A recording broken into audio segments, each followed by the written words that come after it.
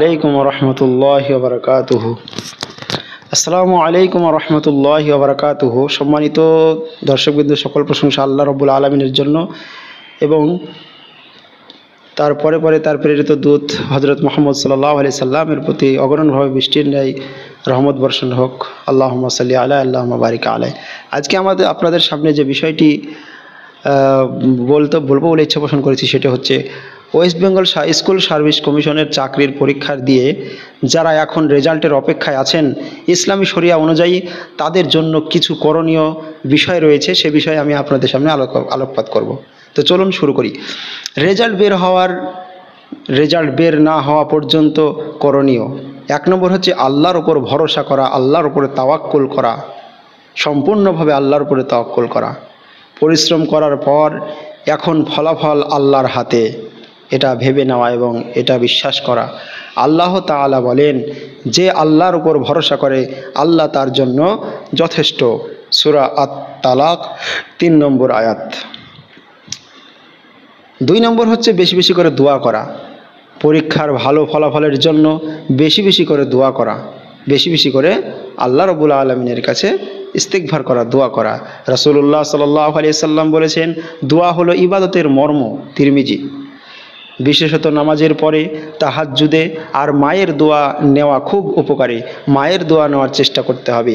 3 নম্বর হচ্ছে ইস্তিগফার ও সওয়াবের আমল। বেশি বেশি ইস্তিগফার করা, আস্তাগফিরুল্লাহ বলা, আস্তাগফিরুল্লাহ পড়া এবং সওয়াবের আমল করা, নেকির আমল কাজ করতে থাকা। কুরআনে আছে, যে আল্লাহর কাছে ইস্তিগফার করে তিনি তার সব সমস্যা থেকে মুক্তির পথ বের করে দেন এবং অপ্রত্যাশিত জায়গা থেকে রিজিক দান করেন। সূরা নূহ আয়াত নম্বর 10 থেকে 12। 4 নম্বর হচ্ছে নফল নামাজ ও সালাতুল হাজাত। সালাতুল হাজাত আমাদেরকে পড়তে হবে, নফল নামাজ আমাদেরকে আদায় করতে হবে। এই পরীক্ষা দেওয়ার পর যারা পরীক্ষা দিয়েছেন, সালাতুল হাজাত পড়ে আল্লাহর কাছে চাকরি বা সফলতার জন্য দোয়া করা, আল্লাহর কাছে চাকরি বা সফলতার জন্য দোয়া করা। 5 নম্বর হচ্ছে সবর করা, ধৈর্য ধারণ করা। রেজাল্ট না আসা পর্যন্ত দুশ্চিন্তা না করে ধৈর্য ধরা, সবর করা। আল্লাহ রাব্বুল আলামিন বলেন, নিশ্চয় আল্লাহ ধৈর্যশীলদের সাথে আছেন। নিশ্চয় আল্লাহ রাব্বুল আলামিন ধৈর্যশীল ব্যক্তিদের সাথে আছেন। সূরা বাকারা 153 নম্বর আয়াত। আরও বলেছেন 6 নম্বর হচ্ছে হালাল রিজিকের চেষ্টা চালিয়ে যাওয়া। শুধু রেজাল্টের অপেক্ষায় বসে না থেকে অন্য হালাল উপার্জনের পথ খুঁজে বের করা। ইসলাম শেখায়, যা চাকরি রিজিকের একমাত্র উৎস নয়, চাকরিটাই রুজি রোজগারের একমাত্র উৎস নয়।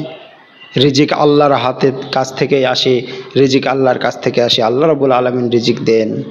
নামাজ, দোয়া, ইস্তিগফার ও তাওয়াক্কুলের সাথে ধৈর্য ধরতে হবে। পিতামাতা ও আলেমদের দোয়া নিতে হবে। হালাল কাজ বা বিকল্প উপার্জনের চিন্তা ভাবনা করতে হবে। অতএব আল্লাহ রাব্বুল আলামিন যেন আমাদেরকে সদা সর্বদা ইস্তিগফার করা এবং বাবা মার দোয়া নেওয়া এবং ভালো ব্যবহার করা, প্রতিবেশীর সঙ্গে ভালোবাসা ব্যবহার করা এবং তাহাজ্জুদ নামাজ পড়া, তারপরে আপনার নফল নামাজ পড়ার বেশি বেশি করে তৌফিক দান করেন। আমিন। আসসালামু আলাইকুম ওয়া রাহমাতুল্লাহি ওয়া বারাকাতুহু।